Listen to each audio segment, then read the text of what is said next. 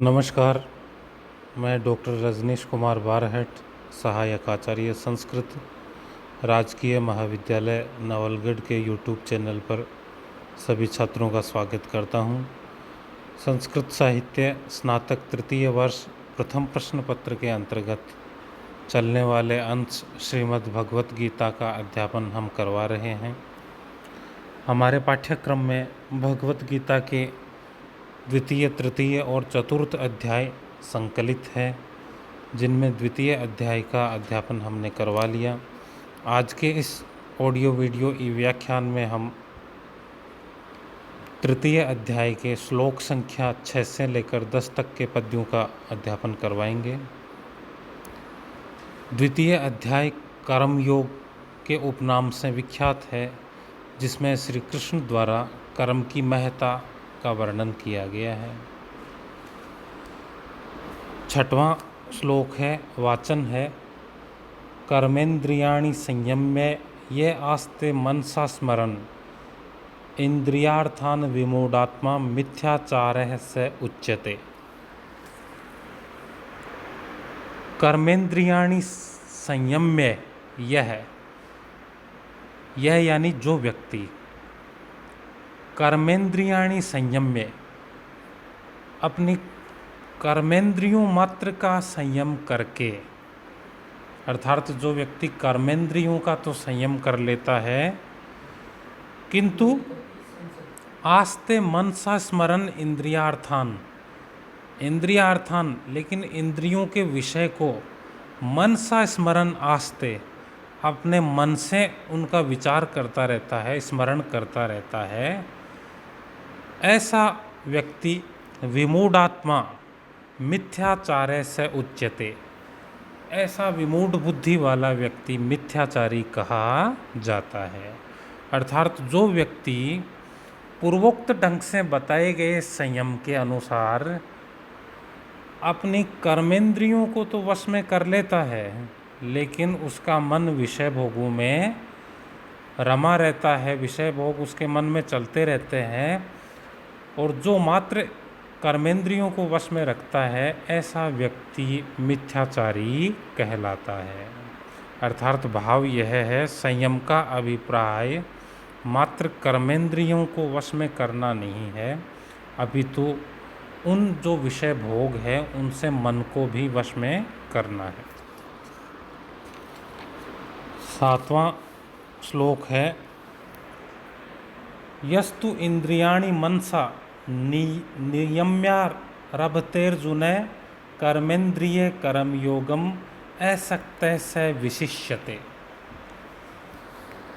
यह तू और जो व्यक्ति इंद्रियाणि मनसा नियम्य इंद्रियों का अपने मन से संयम करता है, इंद्रियों को मन के साथ संयमित या नियमित रखता है, आरभते अर्जुन है, हे अर्जुन, वह आरंभ करता है कर्मेंद्रिय कर्मयोगम असक्तः से विशिष्यते। जो व्यक्ति इंद्रियों को मन के साथ संयमित करके फिर अपनी कर्मेंद्रियों से कर्मयोग का पालन करता रहता है, ऐसा अनासक्त जो पुरुष है वो विशिष्ट होता है, श्रेष्ठ होता है, उसका आचरण है वो संयमित होता है। अर्थात जो कर्मेंद्रियों के साथ साथ विषय भोगों से अपने मन को भी संयमित कर लेता, उसके मन में भी विषय भोगों को भोगने की इच्छाएं, कामनाएं नहीं होती है, ऐसा व्यक्ति फिर चाहे अपनी कर्मेंद्रियों से कर्म करता रहने पर भी वो उन कर्मों से जो मिलने वाला उनका फल है, उस फल से निर्मुक्त रहता है, ऐसा व्यक्ति विशिष्ट कहलाता है। असली अर्थ में उसे संयमित कहा जाता है। तो हे अर्जुन, जो कर्मेंद्रियां हैं उनके साथ साथ मन को भी संयमित रखना आवश्यक है। आठवां श्लोक है, नियतम कुरु कर्म त्वं कर्म ज्यायो ही अकर्मणे है शरीर यात्रा च ते न प्रसिद्धे त कर्मणे है। इस श्लोक में जो कर्म है उसकी नियतता और प्राणी मात्र के लिए जो आवश्यकता है उसका वर्णन किया गया है। क्योंकि पिछला जो द्वितीय अध्याय था उसमें ज्ञान की महत्ता का वर्णन था, तो अर्जुन के मन में संशय उत्पन्न होता है, फिर ज्ञान या बुद्धि से ही सारे काम हो तो किसी भी प्राणी को कर्म करने की कहाँ आवश्यकता है, और कर्म यदि बांधता है फिर ऐसे कर्म को करने का क्या अभिप्राय। उसी जिज्ञासा के संबंध में कृष्ण कहते हैं और कर्म की अपरिहार्यता को सिद्ध करते हुए कहते हैं, नियतम कुरु कर्म त्वम, त्वम तुम हे अर्जुन या हे प्राणी मात्र, तुम नियतम कुरु कर्म, नियमित रूप से कर्म करो, यानी किसी भी क्षण के लिए कर्म का परित्याग मत करो।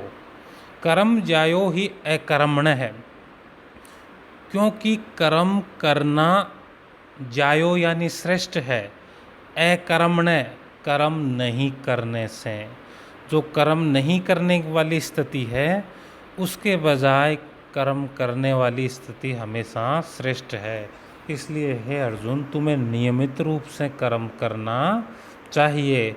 अब उसकी अपरिहार्यता क्या है, शरीर यात्रापि चैते न प्रसिद्धेत अकर्मण्य, ते तुम्हारी शरीर यात्रा, जो शरीर का निर्वाह है, शरीर की गति है, जो शरीर का आगे बढ़ना, पालन पोषण, पोषित होने का स्वभाव है, वह शरीर यात्रा रूपी कर्म भी न प्रसिद्धेत, आगे नहीं बढ़ सकता, अकर्मण्य बिना कर्म किए। यदि तू कर्म करना छोड़ देगा तो न्यूनतम जो तेरे शरीर का जो आवश्यकताएं हैं वो भी पूरी नहीं होगी। इसलिए तुझे अपनी शरीर यात्रा को आगे बढ़ाने के दृष्टिकोण से भी कर्म को तो करना ही पड़ेगा। इस प्रकार कर्म है वो कर्म न करने की अपेक्षा प्रत्येक स्थिति में श्रेष्ठ है।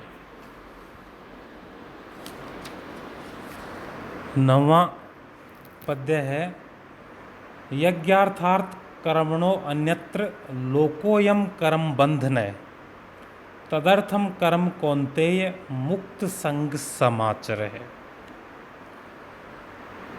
यज्ञार्थात, यज्ञ के लिए किए जाने वाले कर्म के अतिरिक्त, यज्ञार्थार्थ कर्मणो अन्यत्र लोको अयम कर्म बंधन है। यज्ञ का यहाँ अभिप्राय है जो भी कल्याणकारी कार्य है, जो भी सद्कार्य है, सत्व गुण से युक्त जो भी कार्य है, उनको यहाँ यज्ञ नाम से अभिहित किया गया है।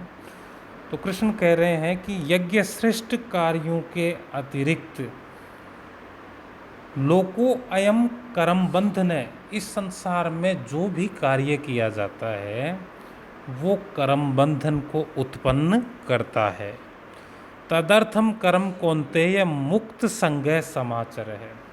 इसलिए हे कौन्तेय, हे अर्जुन, मुक्त संग है, आसक्ति रहित होकर, तदर्थम कर्म समाचर, उस यज्ञ रूपी श्रेष्ठ कर्म के दृष्टिकोण से कर्म समाचार, तू कर्म का आचरण कर, तू कर्मों को संपादित कर। अर्थात जो कर्म है व्यक्तिगत नहीं है, जो नीति परंपरा में श्रेष्ठ कहे गए हैं, जिनको यज्ञ रूपी कर्म कहा गया है, ऐसे कर्मों को तू निरासक्त रहते हुए करेगा तो वो कर्म तेरे लिए बंधन का कार्य नहीं करेंगे।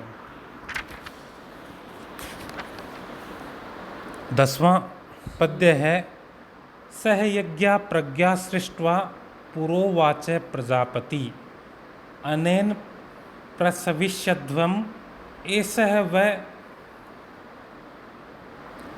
तिष्ठ कामधुक्। सृष्टि के प्रारंभ में, सृष्टि के आदि में यज्ञ सहित प्रजा को उत्पन्न करके प्रजापति ने कहा कि इस यज्ञ द्वारा वृद्धि पाओ और यह यज्ञ तुम्हारी कामनाओं को पूरी करने वाला है।